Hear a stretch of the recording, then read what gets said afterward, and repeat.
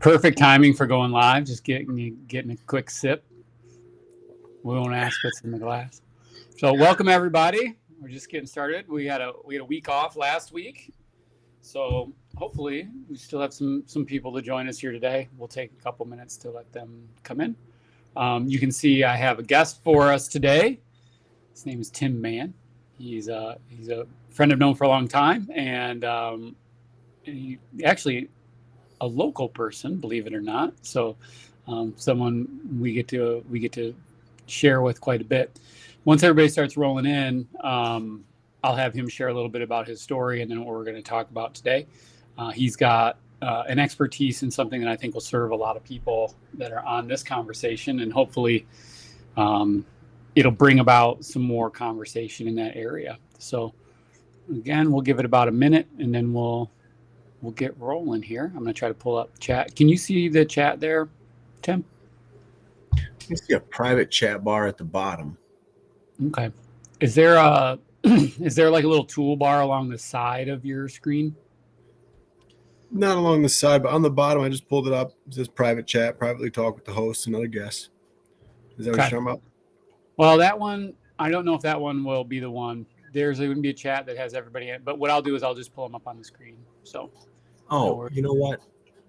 I see what you're talking about. It says messages from audience will display here on the right-hand side of the screen. Oh, look at that. Yeah. There we go. So, Tim. Nate. Let everybody know a little about you. Tell me about you. Well, you know, like you said, I'm from Chelsea, Michigan. Same hometown as Nate here. Nate was a little bit older than I was, but I went to school with his younger brother. I was friends with Ryan and graduated from Chelsea High School. Ended up going to Northern Michigan University and started outdoor recreation and leadership management. So I went to college to go backpacking. And after that, I ended up going and getting a master's in psychology and counseling from University of Detroit Mercy. And during that time, I was a grad assistant for the basketball program. I love basketball. Been playing my whole life. Love sports. So I got my degree in that. And then I started working at a public high school in Detroit. Spent a little bit of time there and ended up getting in a major car accident shortly after starting my employment at Detroit Cody. And we really got dinged up good. Fractured 11 bones and really had a nasty traumatic brain injury. Was in a coma for 8 days and ended up pulling out of that, God willing, and made a full recovery and came across some tools and techniques that I used for my rehabilitation that now I like to share with other people to hopefully help them in similar ways that these tools help me. I'm currently working as a school counselor in Chelsea, Michigan, where I graduated high school from. And I also have a business on the side where I teach people just how to optimize their performance and really implement a growth mindset into their life and use low cost and accessible resources like breath work and cold water immersion to really optimize their performance. Yeah, that's wonderful. I think a lot of people will resonate with the fact that you've been through that injury to the degree that you're comfortable, and I don't want to overstep, but do you feel okay sharing about like some of the things you went through just from maybe a symptom or kind of what were some of the harder things for you working back through that? Sure. The two things that pop up the most was emergent mood disorder. So after a traumatic brain injury of that severity, I had fractured my skull in 3 places and had all this intracranial hypertension. And so my head started to really swell up like a balloon. They had to drill a hole in my head to relieve that pressure. And that left me with an emergent mood disorder, we'll say. And so my mood was just up and down throughout the days for months and months after the accident. And that was really tough to control those mood swings and just get used to not having control of my mood and just going with the flows. Really high highs, really low lows, no balance. And it really wasn't until I started practicing a certain technique in breath work where I really started to balance out my nervous system and really started to feel like I had a sense of control over my emotional state again. So that was a big hurdle to get over, was that emotional stability. And the other biggest hurdle was pain medication. I was, I was in the hospital for a couple months there. And every day I was in the hospital, I was on some sort of fentanyl or Dilaudid or some sort of pain med. And then when I got discharged, I was, given a script of oxycodone, and that stuff has just really made me a different person. And it was really tough to get off of. But, through certain things, through family and support and breath work, cold water immersion, and having a growth mindset, I was able to, by the grace of God, we'll say, get off that pain medication. But those are the two biggest hurdles. Yeah. I think thanks for sharing that. I know I'm kind of like saying the most vulnerable things about your life on the internet isn't the easiest thing in the world, but I appreciate that. So I think that kind of brings us to where our nexus is. And obviously, the time I spend in my life is around brain injury, and hearing your story resonates a ton.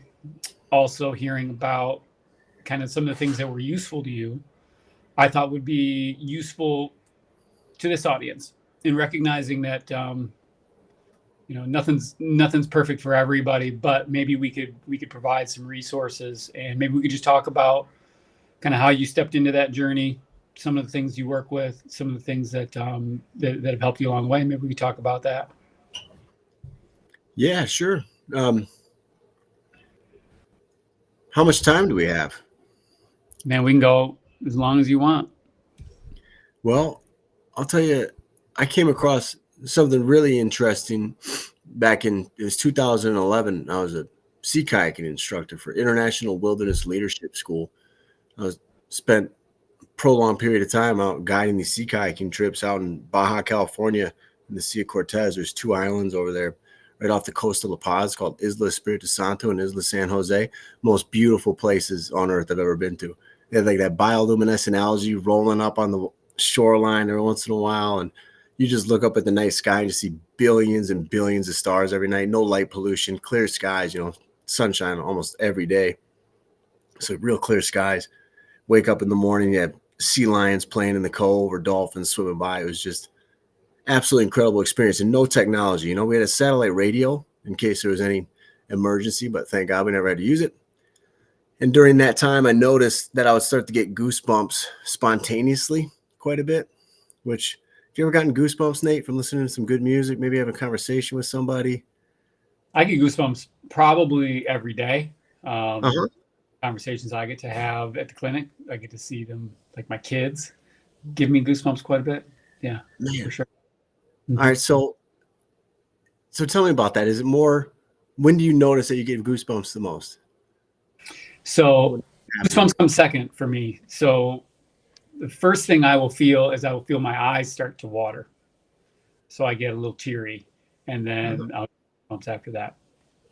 So maybe when you're touched deeply, it sounds like. Yep. That's the thing. A good experience. So those goosebumps are fascinating because such a wide variety of emotions can bring those about, right? You can get them when you're scared. Some people get them when they're excited. Some people get them when they see their kids doing something for the first time. Wide variety of emotions can bring those about. It started happening a lot when I was down there, and I just started to play with. What I noticed is that when I would breathe into the feeling after they would come spontaneously, that feeling would intensify. And so that became fascinating to me. I started to ask myself, do I really need that external circumstance to trigger that internal reaction? And with practice over time and time again, I'd try to do it without having it happen spontaneously, and it wouldn't work. But when you're out in nature guiding sea kayaking trips, most of the day you're just paddling up the shore. There's nothing to do but paddle and breathe. So I had a lot of time to just practice breathing. And over time, I was able to start to tap into this area in the back of my neck. It's called the periaqueductal gray area. It's what I found out later. It's where emotional goosebumps stems from. I'm not exactly sure where volitional goosebumps stems from, but I think it's the same place because that's where I feel it is, right in the back of my neck. Anyway, started to get the hang of just breathing into that area and getting those goosebumps going through my body. And then I just became obsessed with breathing. And when I got back home, I started to look this up on the internet, and the only thing I could find was it's called voluntarily generated piloerection.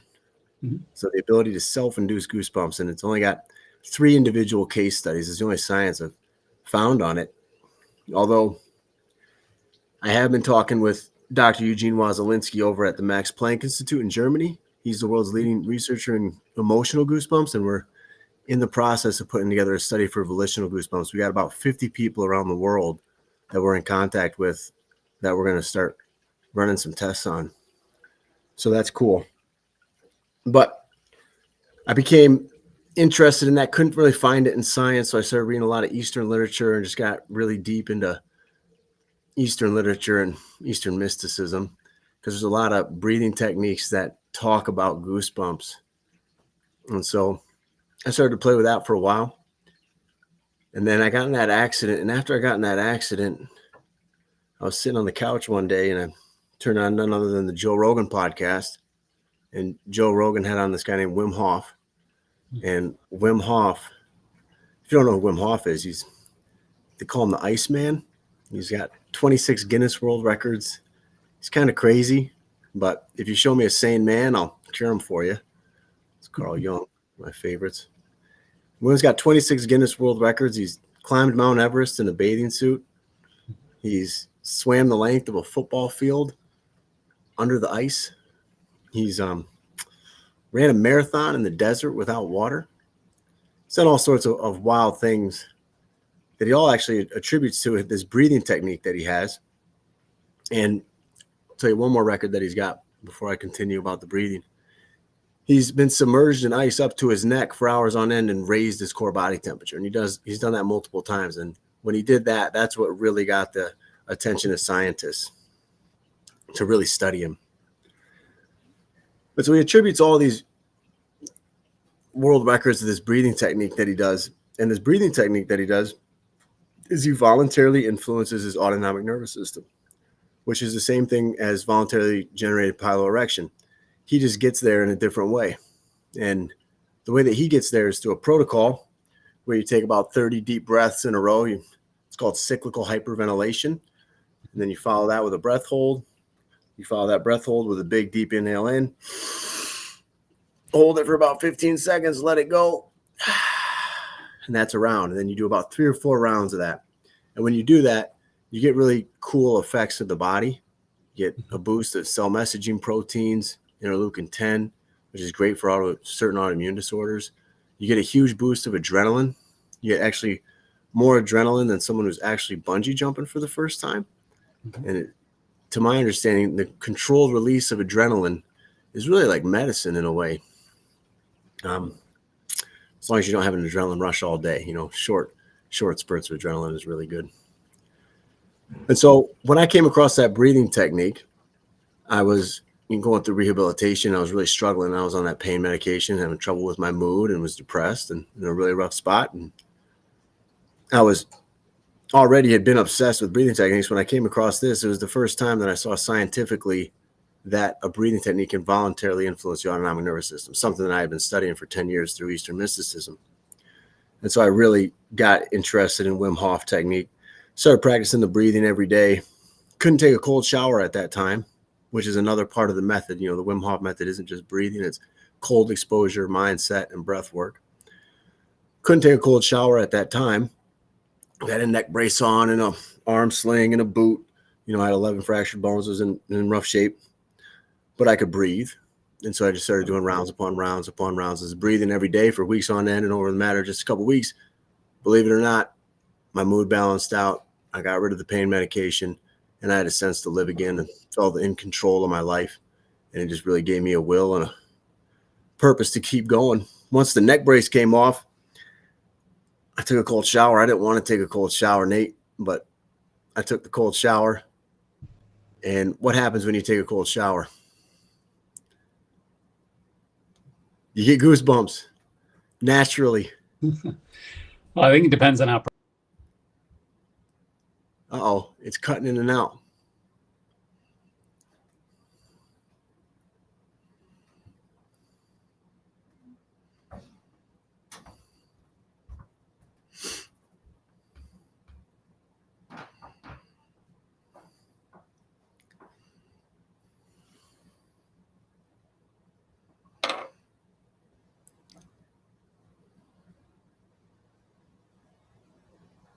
I'm not sure if anybody can hear me. If somebody can hear me, will you type in the chat? and let me know.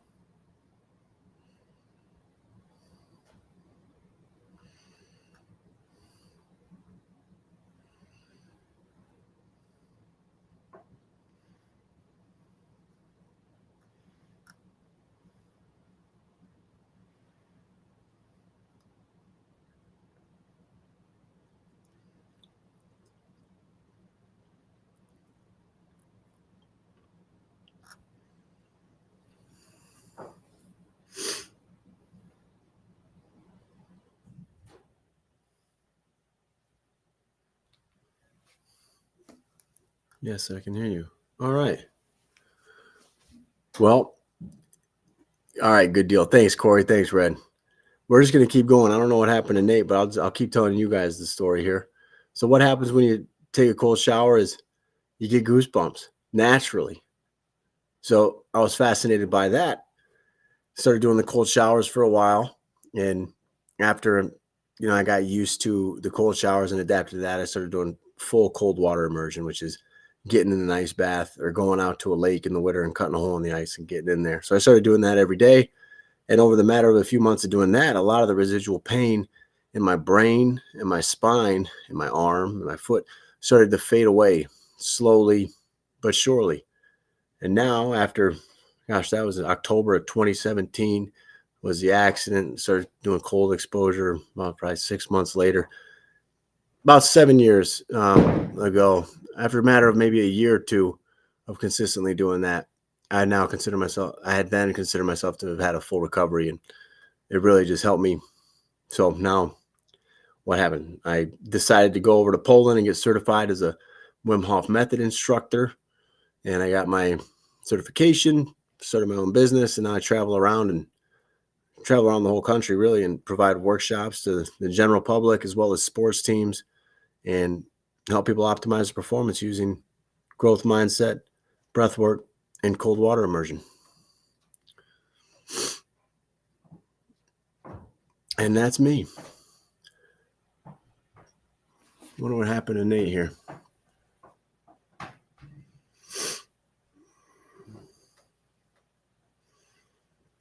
going to text him quick.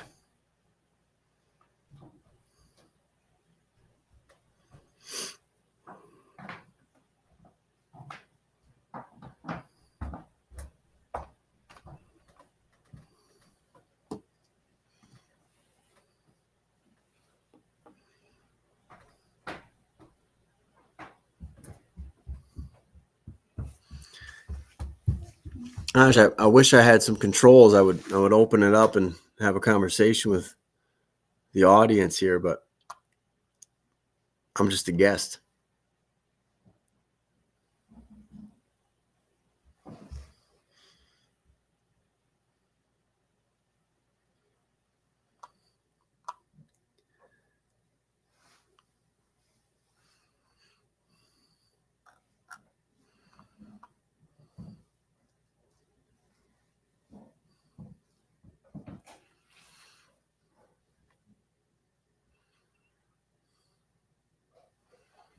Right on, Corey. Thanks for sharing.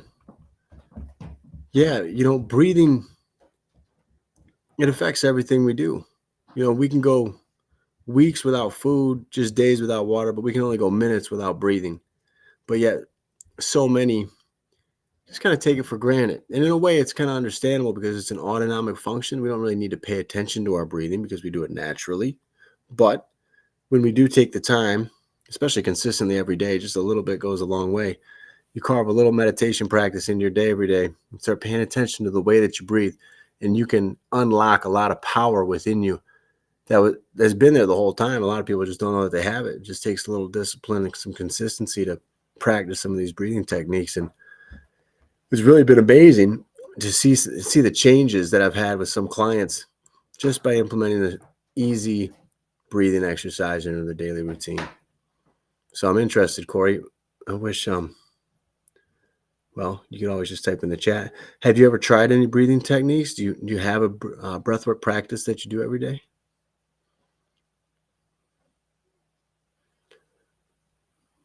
Do you recommend cold showers on people with asthma? It's a good question.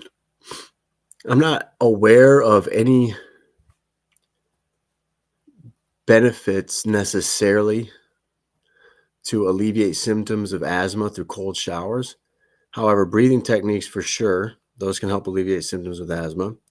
And asthma is not a contraindication of cold water immersion or cold exposure. So you could still do your cold exposure and be worry free that it's going to affect your asthma negatively. Some of the benefits of cold water immersion is just good for everybody. If you spend just 1 to 2 minutes in cold water that's just 60 degrees Fahrenheit or below, you just spend 1 to 2 minutes and you boost noradrenaline in your brain and body by over 540%. Now, a lot of antidepressants on the market will target noradrenaline receptors. And so that's a great natural way, cold water immersion, just to boost your mood. And it'll last for about 6 to 8 hours after your immersion. You also get a huge boost in dopamine. It goes up about 250%, just spending 1 minute in water 60 degrees Fahrenheit or below. And it has to do with your mood, dopamine, but also with motivation. And so that's mood and energy that goes through the roof for 6 to 8 hours after you plunge.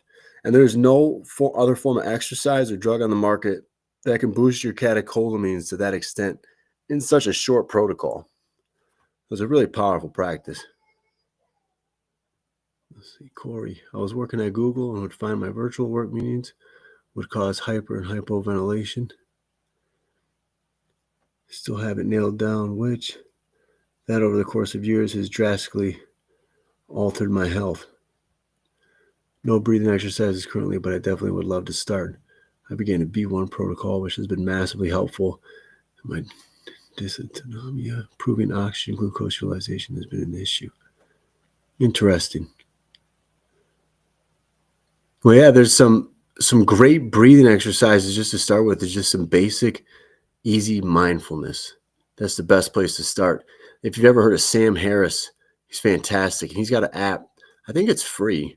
And it's called Waking Up. And he's got all these guided meditations on there where you just practice different mindfulness activities, just 5 to 10 minutes for each one. It's a great place to start and helps you. He does all sorts of stuff that'll just help you make you more conscious of your breathing. And that'll ultimately help you in every aspect of your life. It looks like Nate just texted me. He said, restarting. All right. Sounds like he'll be back soon.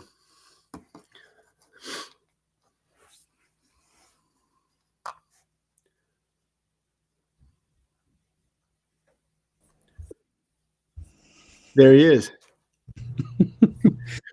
Had quite a wrestling match trying to get back on here. But well, I'm glad you made it back. Claire's listening to you upstairs, so I can still hear you talking.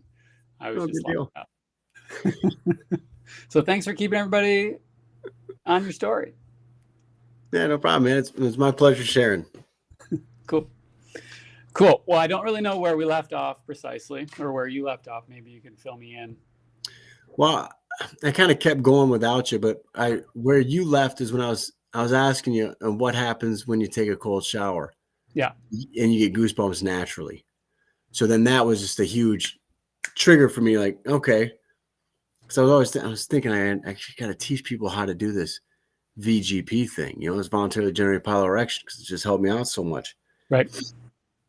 But then when I saw that the cold showers give you goosebumps naturally, and that Wim's already got this breathing technique with his protocol that just automatically voluntarily influences the autonomic nervous system and just improves the switching between the parasympathetic and sympathetic.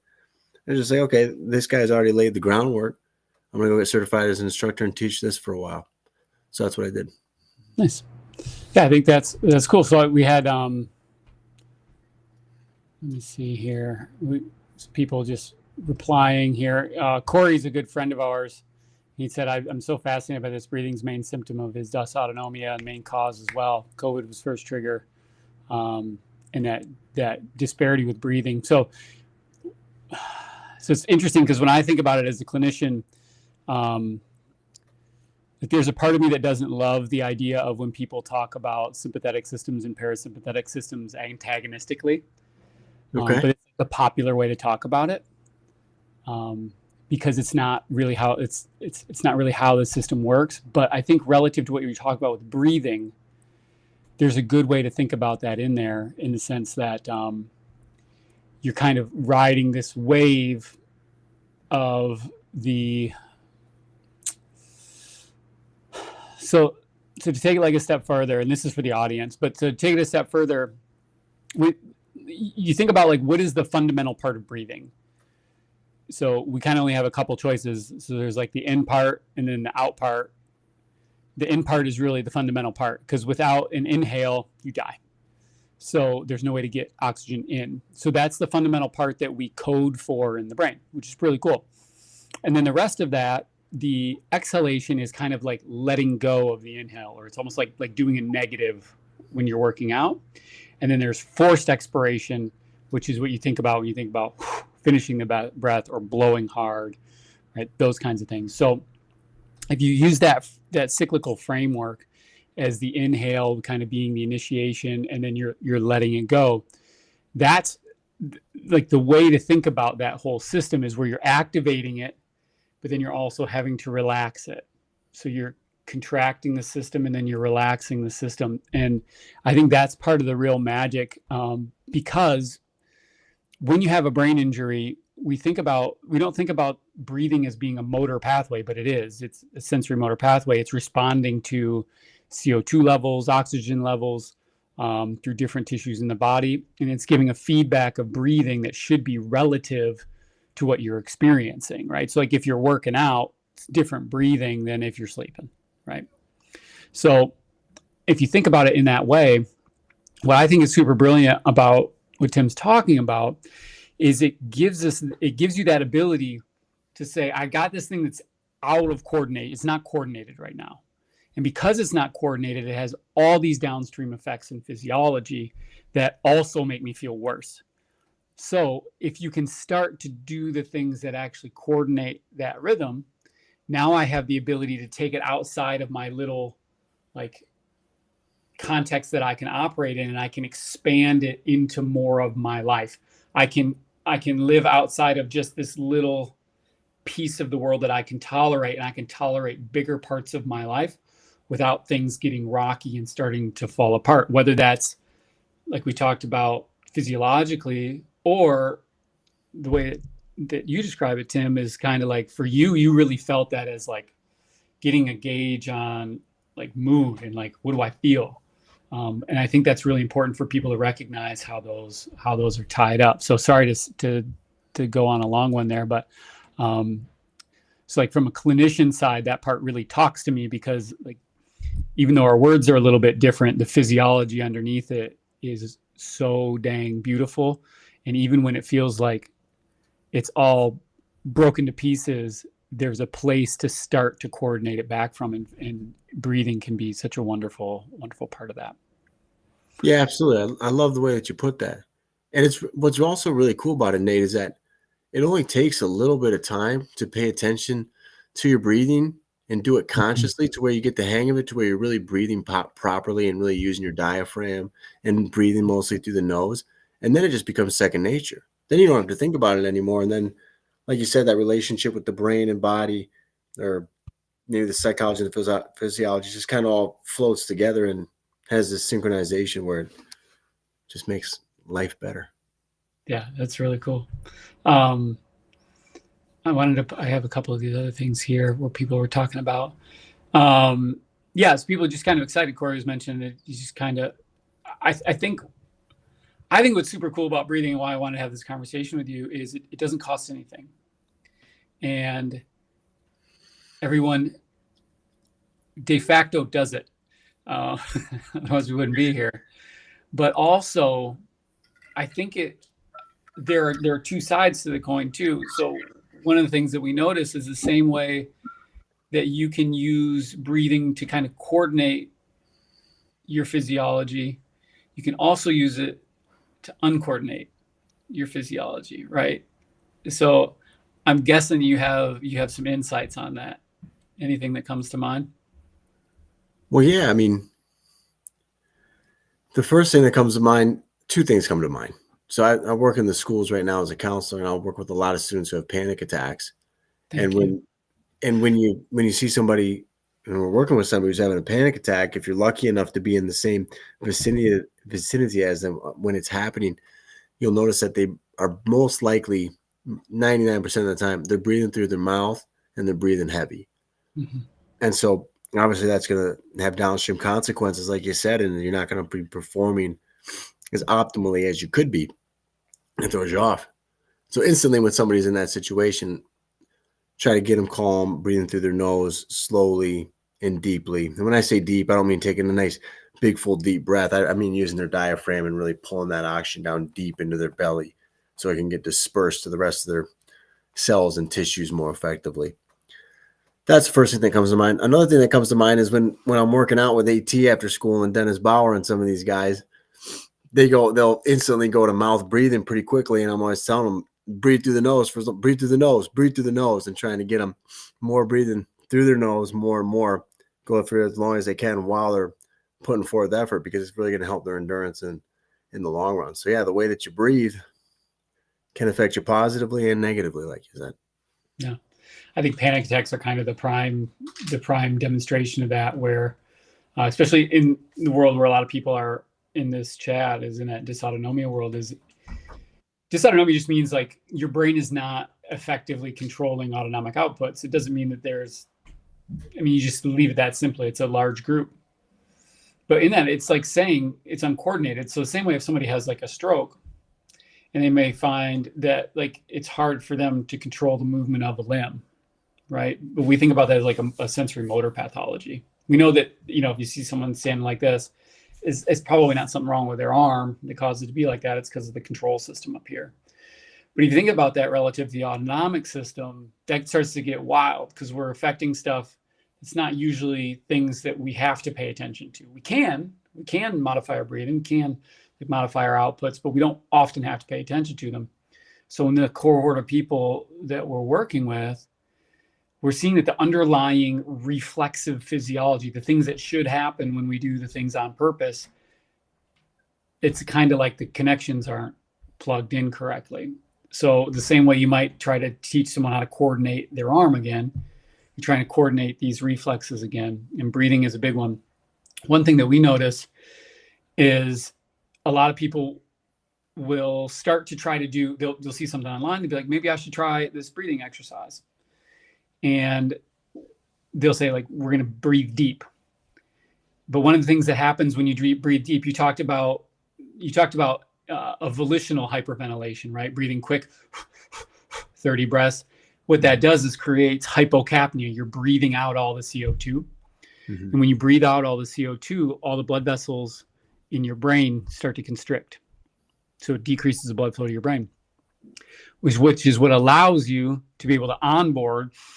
When I start to slow it down, I basically push all the CO2 out, and that allows me to pull that back in a big wave, right? But what a lot of people do is they'll try to do deep breathing, and they'll notice they actually hyperventilate. So you can breathe too fast as a way to hyperventilate, but you can also breathe too deep, so we have tachypnea and hyperpnea, right? So by breathing too deep, sometimes people will start to feel those feelings of hypocapnia, which then leads to things like feeling like a panic attack. Mm-hmm. So in that, we find that changing some of that cueing becomes important, where we're not necessarily focused on like take a deep breath. A lot of times we're focused on taking a slower breath, pulling down, using your belly, relax. I know you work with a lot of kids, a lot of people that are also athletes, a lot of people that are like working toward high performance. Do you ever notice that you have to dial in some of those cues for people? Absolutely. Whenever I run a workshop at a CrossFit gym, there's always a couple guys that will pass out during the breathing. That's the one. Yep. Yeah. They're overdoing it, and they just have that certain personality type where they want to just go for it. And so they'll overdo it and they'll hyperventilate, and they'll end up passing out, which isn't good for you. You definitely people are trying to like get out of the passing out world. So they're like, and there's also an extra level of fear with that, because if that's the thing that's wrong, you feel yourself heading toward it, that's not really where most people are trying to go. When you're trying to slow, like you got a good fire breathing CrossFitter, what are some of the cues you might think about or get them to think about to be able to shift their focus so that they can kind of breathe in more of the way you're directing them to? What are some things they could kind of take home on that? Oh, well, I mean, it's most of the time if I notice somebody's going too hard, while I'm guiding the breathing, I'll have groups of people, at least 10. It's usually between 10 and 25, so they're pretty big groups. But if I notice somebody's overdoing it, I'll just crouch down next to them, put my hand on their shoulder and say, easy does it. Slow it down, nice slow breaths, and just give them some individual coaching right then in the moment. And they're responsive at that time. Yeah. So it's more that physical cue right in the moment there, just to slow it down. Yep. Slow it down. And a lot of the times too, it's pretty cool when you do this certain breathing technique. You can hold your breath for much longer than you think. Yeah. Because like you were saying, you offloading all this CO2. Well, what happened? You have receptors in your brainstem that monitor your CO2 levels. That's what tells you to breathe. So if you offload all this CO2, it just, when you go on your breath hold, it takes much longer for those CO2 levels to rise. And then when they hit a certain point, then you have to take a breath. So by the time you hit your third or fourth round, on average, people are holding their breath for 2 minutes or more. And so that's pretty cool. And so people always want to see how long they can hold their breath for. But what's interesting is a lot of the times you actually get a longer breath hold when you're breathing slowly, but taking a nice full deep breath each time and really just making sure you're using your diaphragm and drawing oxygen down deep, slow, but taking a full breath each time, still going one after the other, but not overdoing it like that.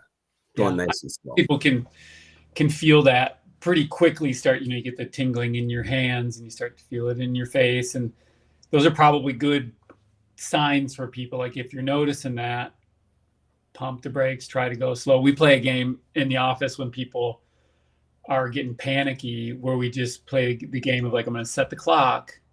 You're just going to try to breathe as slowly as you can during that.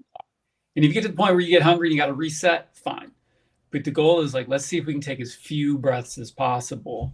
And we find that tends to be something that people can use a little bit in those scenarios.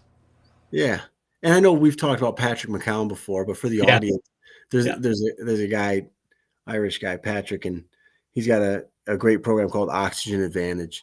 And he's got a lot of cool breathing techniques that speak to the point you're making right now, Nate, where it really just slows your breathing down and just works on pausing in between inhales and exhales for 3 to 5 seconds, and then taking slow inhale for 3 to 5 seconds, pause, slow exhale, kind of like box breathing type things. But yeah, it just really helps. Tell me what you think, because we played around a lot, studying different numbers, doing it in the clinic. I find that using the numbers makes it harder for people because they get committed to the number. Yes. And tell me, I don't know if that's something that you notice or not, but we've had to kind of shift it to like the feelings that you have and like. Perfect. Yes. Yeah. So my sentiments, sorry for cutting you off, but no, you're good. My sentiments exactly. I'm always telling people this. It's so much better for you just to go off of your own intuitive feeling and go with what feels right for you. I like to think that we tend to overthink things. For so long of our evolutionary history, we were brainstem dominant, more reactive part of the brain dominant, right? Because there are more threats in our immediate environment. And then over time, with modern society and technology and that growth, we've had this activity more in the frontal lobe area, and we've seen that part of the brain grow, right? And so now, as far as I can tell, we tend to overthink things because we're always thinking about something that happened in the past or what's going to happen in the future. And that seems to give rise to a lot of mental health issues like anxiety and depression. And so it's good to get more into that feeling part of the brain, that primitive part of the brain, that reactionary part, that deep part of the brain, that old part of the brain. And that's more based off of feeling. And so even when I'm teaching box breathing or even the Wim Hof method. When people are practicing at home on their own, I tell them, you don't have to stick to doing, 30 to 40 deep breaths each time. Do some deep breaths until you're feeling like it's time for you to take a breath hold, and go based off of your feeling, rather than sticking to a strict protocol of counting in your head. Because when you're counting in your head, it's just more, you're spending more time up in the frontal lobe rather than down in the brain stem. That's the best way. That's the way I can explain it. I guess that's a very good practical way to look at it. I like that. I think this crowd is a little different. So like a lot of people that you're working with are people that are like, I'm ready to go. Mm-hmm. And also the people that are like, I haven't been out of bed in a few years. Mm-hmm. So I really love that, because with them, we kind of take for granted what the capacity we should have is. Like, I should be able to do this I can breathe for a minute. Like, for a lot of people, that's work to being able to actively do that. But I think it's just, I go back to the story you told about being, in the hospital bed for weeks, and, you couldn't get to the cold yet, but you could breathe, and you did it to the capacity you could do it. And I think I just want to highlight, kind of underscore for people, like, you may not be ready for Wim Hof yet, but that doesn't mean that there's not an opportunity there. Meaning, like, you may not be able to do it at this level, but even if you can do the basic part, and you can do it for a breath, maybe string 2 together, 3 together, great. Start somewhere and work your way up. I wouldn't have the expectation that you should be able to do these expanded breathwork sessions necessarily straight out of the gate if the underlying system's already struggling. But it may be an entrance point for you to start being able to train that system so that it operates at a more normalized basis. I guess I just wanted to make sure we highlight that. So for people that feel like, I've tried Wim Hof, I tried to do it, I got out of breath, I got tingly, I thought I was going to pass out, back it down. Dose it right. You can always change the dose it right for you. Absolutely. Nate, sometimes at work, because it takes 20 to 30 minutes to do 3 or 4 rounds. Yeah. It's a long time of deep breathing. Yeah. Well, at work, sometimes I'll just have 5 minutes and I'll be like, okay, I'm just doing 5 deep breaths, holding my breath for 20, 30 seconds, doing another round like that. Okay, good. Let's move on. Let's get it. It's just a quick reset. Yeah. And that way I'm not going crazy with it, but it does help reset my brain in the moment, just in those couple minutes. Then I can move on more refreshed and more focused. Yeah, for sure. That whole system's got to run together. And so many of our people that have problem getting blood to their brain, this is a big deal, because there's an impediment to the coupling of this system, right? So it should work, but it doesn't. It should do the normal things we talk about in the way you kind of plot it out in your mind, but it doesn't. But if we can start to entrain it at a dose that you can tolerate, you actually create your own window to be able to try to recouple those systems back together, which,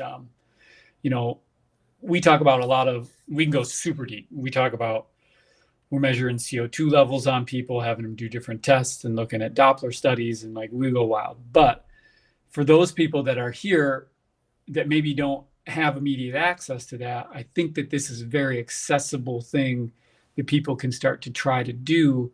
And I don't think it's a one and done thing, but I do think a lot of people, by changing even little changes in that physiology, turn into changes that, number one, are plastic, they last, but also have huge effects when we think about mood, sense of well-being, sense of, pleasantness or happiness, and things like that.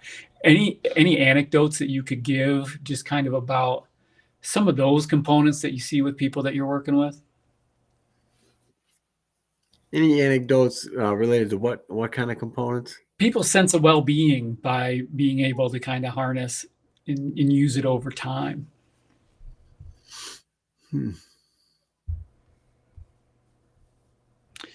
Like, when people do your class, do you get just like kind of those big, easy smile moments out of people? You get anything where they just, everybody's a little sweeter to each other, anything like that? So, man, for the most part, a lot of people in class, man, I'll just say this: life is hard, and there's a lot of suffering in the world, and everybody's got a story, and people have been through so much. It's a miracle that people are able to go through what they go through and still get up every day and go at it. And so, we've said a couple times that we get these high performers in my workshops and things, but these people are, you know a lot of people are broken and just doing the best that they can. And so every breath work session that we have, it doesn't matter where it is, multiple people are crying, because we know that trauma gets stored in the body, and there's a lot of trauma in this world. And so when I lead a breathwork session, after we're done, we'll get in a circle and we'll talk, and there'll be grown men, grown women, crying their eyes out and sharing stories that have happened to them and what they were reminded of during the breath work. Mm-hmm. And it's just it can get pretty emotional, but it's just so powerful too, because you just see other group members be there for one another and hug one another, and it's just it's really good, and a lot of it gets pretty emotional, man. But yeah, it's powerful, and it's gosh, what do I want to say right now? I'm getting caught up because now I'm having flashbacks to some of these people I'm remembering in these groups who've just let it out, and yeah, that stuff sticks with it. When you do this breathing, you kind of lose sense of your surroundings. That's why you always, if you're gonna try it, you got to make sure that you're lying down and you're in a safe and controlled environment. You never want to do it like if you're driving a car or operating heavy machinery or in water. You want to be lying down on your couch or on the floor, because you lose track of your surroundings and you really go deep within yourself. And when you're down there, it's almost like you access parts of your subconscious, and you might go down under there and come back with things that you've forgotten about, and that stuff comes to light and it helps you process it, and yeah, it can be really good. Yep. I think that's really useful for a lot of people that are dealing with, you know, being sick, being not well, working through that. It's a tough game. A lot of people suffering for a long time. A lot of people suffering by themselves for a long time, or maybe not physically by themselves, but Yeah. without to relate to in a lot of ways. And so I think that that's super powerful. I think that's right. I've experienced that, and we've talked offline and conversations about breath work I've done, and it's like all these things I've experienced as well. And I think it's magic. And I love using it. One of the places we run into headwinds is just the fact that a lot of the people that we see are really sensitive and have tried to do things like that and actually had poor experiences with it. And so Tim and I have been talking about how do we start to, or how can we continue to think about how to help people with breath work across a scale of capacity. So you talk about, so we have, for example, this person that's joining us, QQ. I think this is before Maidan. I don't know if you mean Maidan or Midodrine, but my breathing was a struggle sitting for dinner. So things like that, where the breathing itself is compensatory. Meaning, like, so for example, today I had an exam, and you'll see, we'll put people up on a tilt table, we hook them up, with the Doppler probe. So we're looking at blood flow in their head. They've got blood pressure monitors, and they've got EKGs on, and we've got a nasal cannula on, and all this stuff that's measuring all of these autonomic outputs.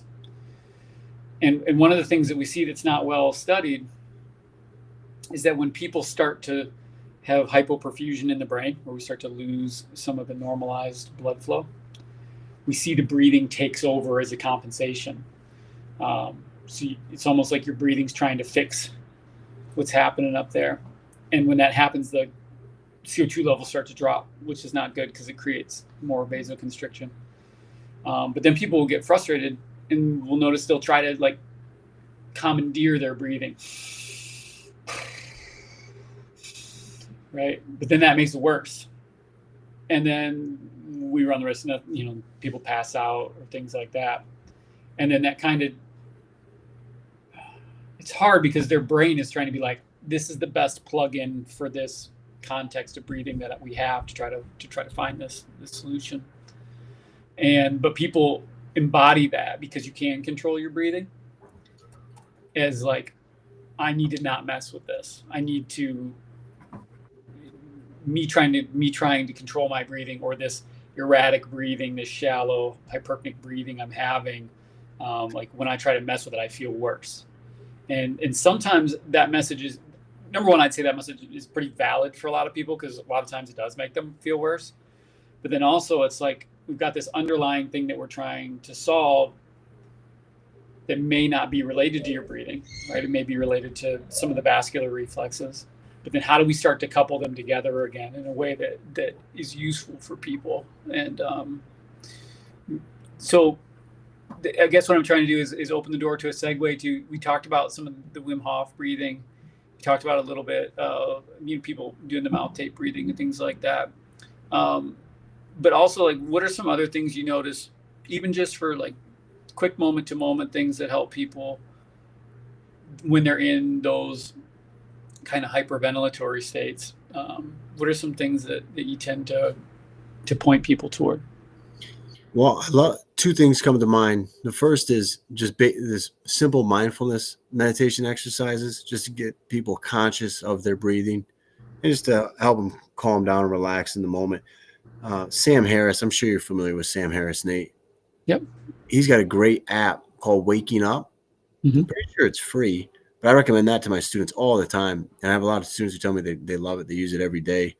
And it's just got a bunch of simple 5 to 10 minute mindfulness exercises on there where Sam guides you through it, and it can really help you just calm down and relax. Just be more conscious of your breathing.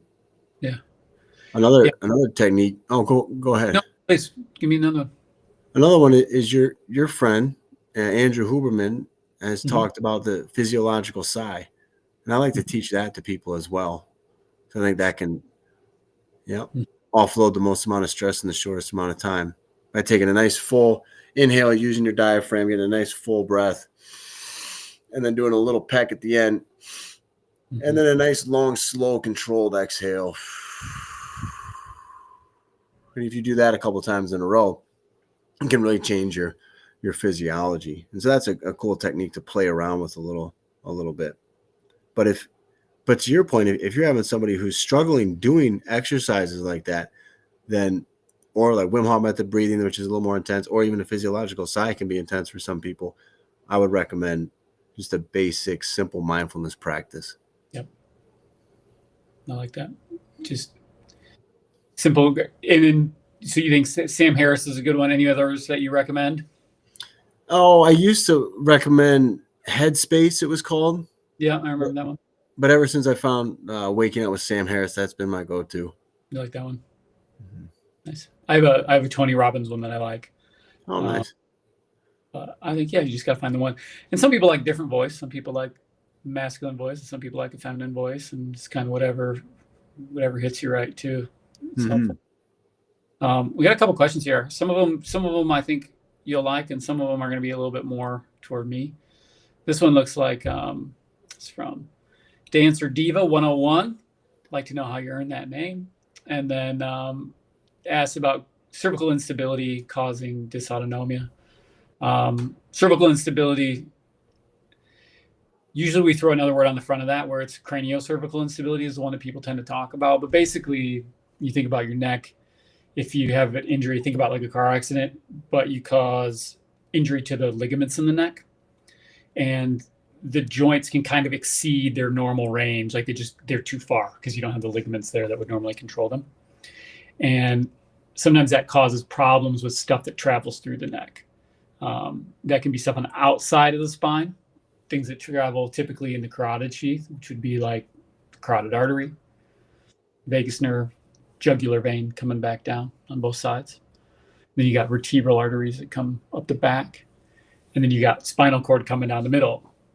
So the short answer is that, yes, it can. And it happens in a couple different ways, though. So I think that part's the important part, because sometimes people will have instability and dysautonomia, but like how they fit together can be different for different people.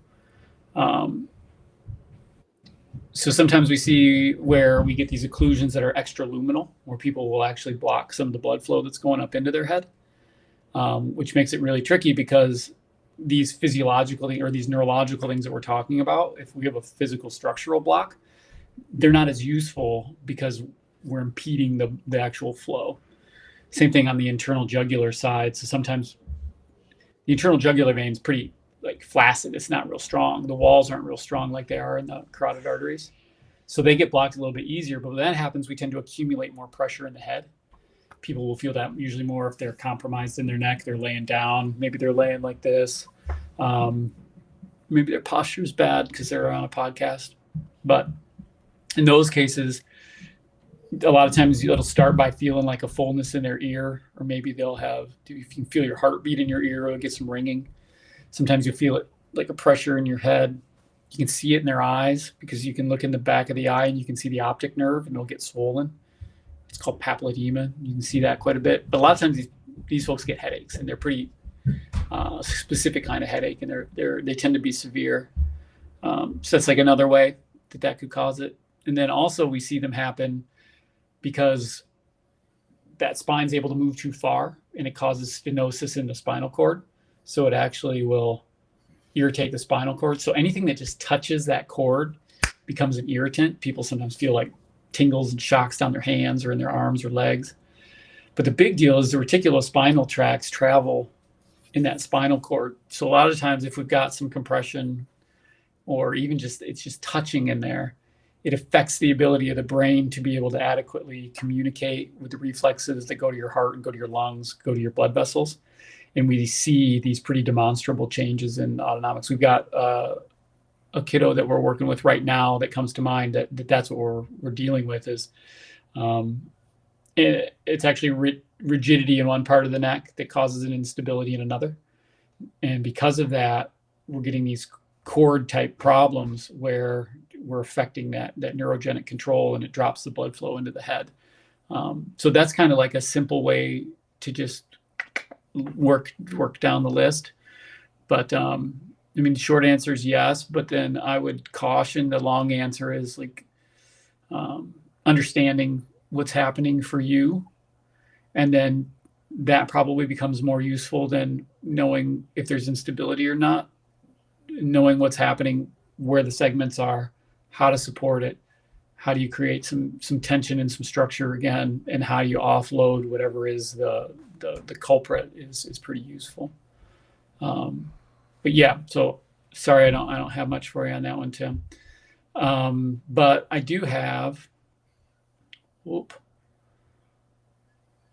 on, I got a couple here since I left. Yeah, Nate, feel free to take whichever ones. Thanks. So this is a good one. I'm going to take it and I'm going to hand it over to you. So this is Farzuk. He joins us quite a bit. Love having him. Always asks great questions. He talks about getting bad with heat. This is a little bit what we were talking about earlier, where sometimes when people hypoperfuse in the brain, their breathing tries to take over for that. And that becomes, it's not normal breathing. It's pathological breathing, but it's like the next best compensation. It's like a limp. In heat, a lot of people that have autonomic problems. So remember, when you get warm, you're going to try to move blood flow out to the skin as a way to be able to dissipate some of that heat. Just think about like a dog pants and they stick their tongue out, and that helps them offload some of the heat. We do that, but we push it to our skin. That's why when we exercise or if we're out in the sun, your skin tends to get more red because the blood's moving out to your skin, allows you to offload some of that heat. But the problem is if you're already having a hard time getting blood into your head, we can disperse about 40% of our blood supply into our skin. So we can push a lot of blood into the periphery. But when we do that, it kind of takes it out of the circulation that's going to the muscles, coming back to the heart, going to the brain. And because of that, a lot of people with dysautonomias, just writ large, end up struggling in the heat because that blood gets pushed out. It's out of the budget. We start to get dizzy, nauseous in the head. And then other times we have neurogenic problems that are, problems in the brain. Our capacity for being able to tolerate temperature changes gets really weak. think about a lot of people spend most of their time in like a pretty tight range of temperatures if they're indoors all the time, 68, 72 degrees, somewhere in there. But if you're indoors for a long time, and that can sneak up on you, you don't get very good at going beyond those ranges. Just the same way, if all I ever walk is 100 yards and I try to walk 3 miles, that's way past what I'm used to being able to do. I'm not tuned up for that. And so that's why heat is typically a big struggle for these groups.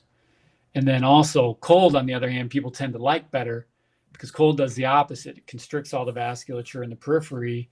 It's going to pull it to the core circulation, and it pushes more, makes more available to the brain.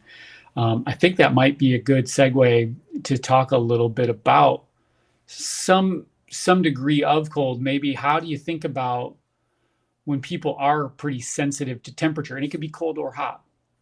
But if you think about that sensitivity to temperature, when you guys look at that, how are you coaching people through? They're using that cold to generate a physiological purpose, but in a lot of ways, what we're doing is trying to expand our ability to tolerate it, both mentally and physically, to be able to tolerate that deviation from their kind of normal.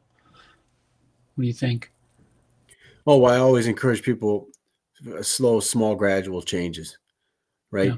It's no fun to be shocked into your own deep physiology. And so it's always best to just start with cold showers. And some people, when I tell them, hey, try taking a cold shower tonight, they're like, no way, man, I can't do that. It's too hard. Well, don't make it so hard. You just barely turn the knob, just barely past what you're used to. And just do that for a minute. And then the next day, just turn it just a millimeter farther. It's just going to take some discipline to consistently do that each day. But You got to reach out and do it. A little farther, just a little bit more. And then over time, you just build that tolerance and, hormesis, that biological principle, right? Like when our bodies are designed to get stronger under stress.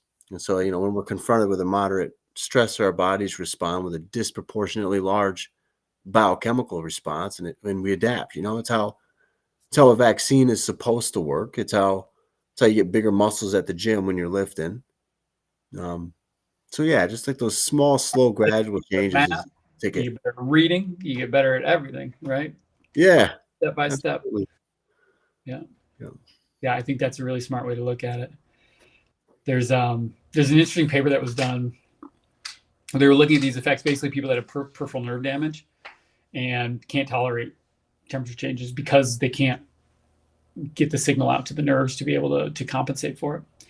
And what they found was they could recalibrate people toward heat by putting them in a hot tub, but only a little bit at a time. Like you stick just your foot in, and then they'd stick it into the ankle, and then kind of working down, because when you had the rest of the air that was ambient temperature on your skin, you kind of balance it out. So like the overall core temperature doesn't change very much.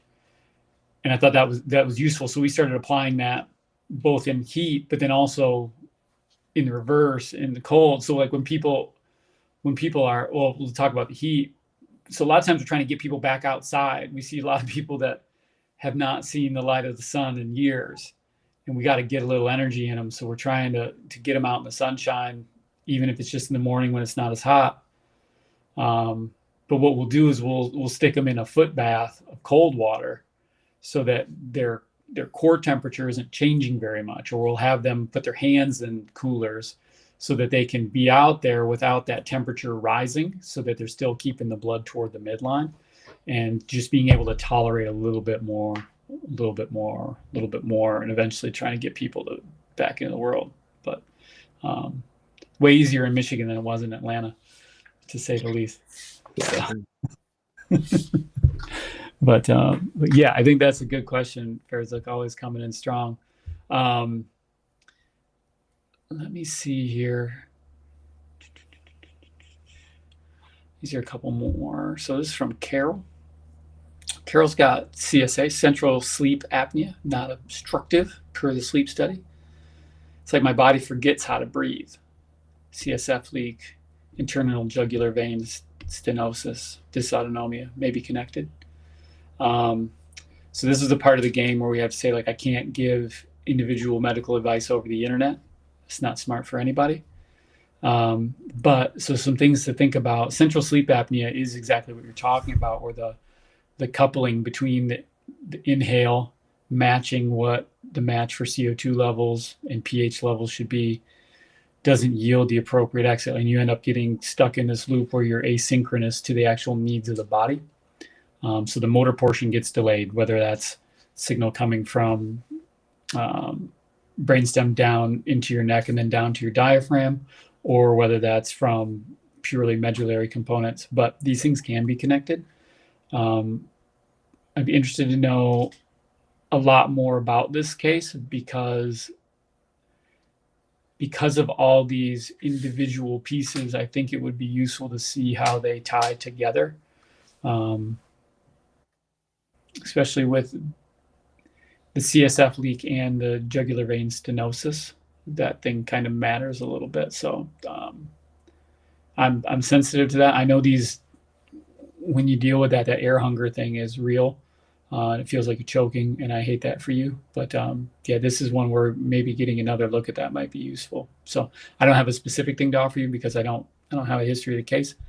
But I would not be surprised if these things that you did here are related in a way that would be useful in order to try to work your way out of it. So good luck, and let us know if we can help you at all. Okay. We got another one here from Jim, Big Jim Sykes, 72. Nice. Neck injury happened 50 years ago. Young man. Can chiropractic neurology help someone my age? Dysautonomia hasn't been helped by other means. Is it too late? So I would say, writ large, you never know. I don't think too late is ever a thing that I would try to worry about. It's more, can you get to the core of what's wrong, and is there still tissue there that's amendable? Meaning, if everything's fused together in your neck and it's all ossified, that's not probably something that would be, solvable from doing exercises, right? But if there are things that are available where you're trying to get systems to work more effectively together, those types of training tools, finding somebody that understands that might be super useful for you. I'm definitely cheering for you. I'd like to see what's going on. I hate that you had the neck injury, but I'd love to see what's going on and see, if there's help. I don't know where you're from. Maybe we could try to find somebody closer to you, or you could just search around, watch, there are people that are very talented, maybe get a sense of what's going on. We're happy to try to help if we can. Okay. Sorry, I don't have better answers for those guys. But Tim, I'm really happy about you spending some time with us. I think, mindset makes the biggest difference in the world. I know when I went through my health challenges, what I found to be profoundly interesting in my own mind was how when I was feeling sick, when I was not healthy, I felt vulnerable. I felt like anything could hurt me. Like just weak and vulnerable, and like a little bit afraid of things. And it was amazing when I started to feel better, how quickly I went from kind of like, oh, I shouldn't do that, and kind of like this all the time, to my brain started, it literally felt like I was waking up and kind of like, I bet I can do that again. I wonder if I could do that. And like the optimism shift. And I know there's part of that we can control, but there's also that underlying part that was like, my body chose it for me. It's like my default mode was that mode, and it was a struggle to get out of it. And that really solidified for me how much the way my mood, the way I felt, the way I saw the world was shaped by how healthy my underlying physiology was. And I've not been able to really shake that sensation since then, in terms of it's like a truth that I hold very dear. So for me, getting to work with people, I love when people start to feel well again, and they start to feel like, I want to go exercise, or I want to go back to work, or I want to go to school. And it's like, you're not telling them they're not having to, force themselves into it. It's like you kind of start to feel that adventure come in again. So I really appreciate you sharing your story and how you were able to kind of walk yourself through a lot of those things. I don't know if you had those same feelings or not, but I know a lot of people out there do. Yeah, absolutely. I hear you loud and clear. I definitely shared some of those feelings as well. And yeah, it's nothing better than starting to feel better and then voluntarily going back out into the world again and getting that sense of adventure and just going for it. But yeah, you got to get your body right first before you can go out there and do that. Yeah, I think what you're sharing though, and those simple things we can do, doesn't cost anybody anything to breathe. Spends a little time. A lot of people got some time, and the outcomes can be super super helpful, magic for some people.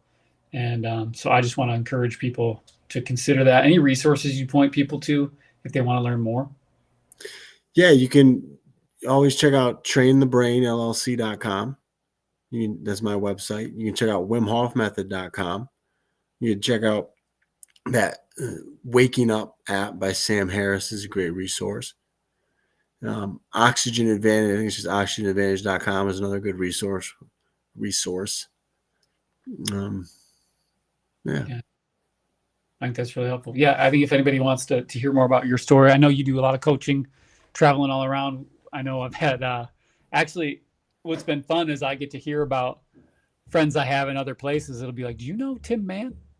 He's gonna come. He's gonna come teach us about about breathing and Wim Hof. And I'm like, yeah, I do know Tim Mann. So he's like, yeah, he's coming up. It's like I think you'll like him. So, um, so that's been really fun, and I appreciate you doing that. So anybody who also is kind of responsible for other people or want to get a group together and go through that process, the way Tim does is beautiful, and I'd encourage anybody that's interested to give that a look.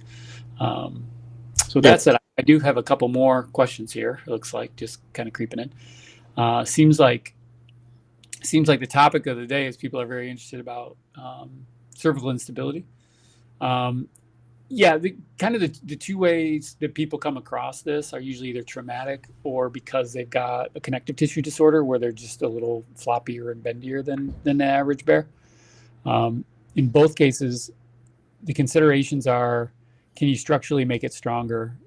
Just like if you, like, for example, if you look at an ACL rehab, turns out a lot of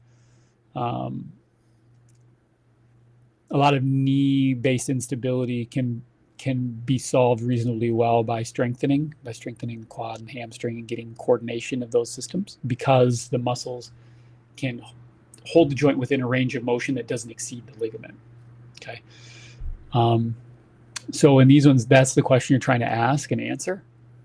A lot of times getting some advanced imaging to understand how much motion you're experiencing can be helpful. So a lot of times we do flexion extension x-rays. That's kind of the simplest one. Flexion extension CT is a little more advanced. And some people will do the digital motion x-ray, which is where you're actually using fluoroscopy and you're moving your head. And we're seeing to what degree all of those joints are able to be stabilized. And the question is like, is this something that becomes where we've got to pin stuff back together? Or is this something where we can get some coordination and strength around the outside? People have different orientations around what they're comfortable with. I tend to come from a lifestyle where we try to do the most conservative thing first, and then we move down the line toward less conservative things, more permanent things. That's just generally the way I tend to give advice. So it'd be like, try to see if you can do things that help create stability, help create strength, help you be able to offset that load. And then if those things don't work, then trying things that are more interventionalist can be helpful. And that's not saying that that's what you should do, but that's kind of generally the way I would think about it. But also making sure that the symptoms that you have are actually relative to the instability and not relative to joint mechanoreception in the neck. So the way you actually move, sometimes that's true. And sometimes it's from injury within the brain itself. And even though you've got the instability, that may not be the core of what is symptom inducing. So just things to keep in mind as you walk down that path. But we'll be rooting for you, and let us know if we can do anything to help. Jim, Also says, thanks, I'm from Hawaii. Hawaii, we got, we can try to connect you. We do have a colleague that's down there that may be a good start as well. Anybody that's interested in searching for, you can go to dacnb.org,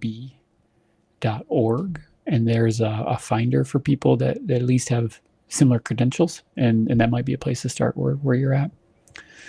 Irene says she's got a daughter that's in the same spot where she's trying to get back to work.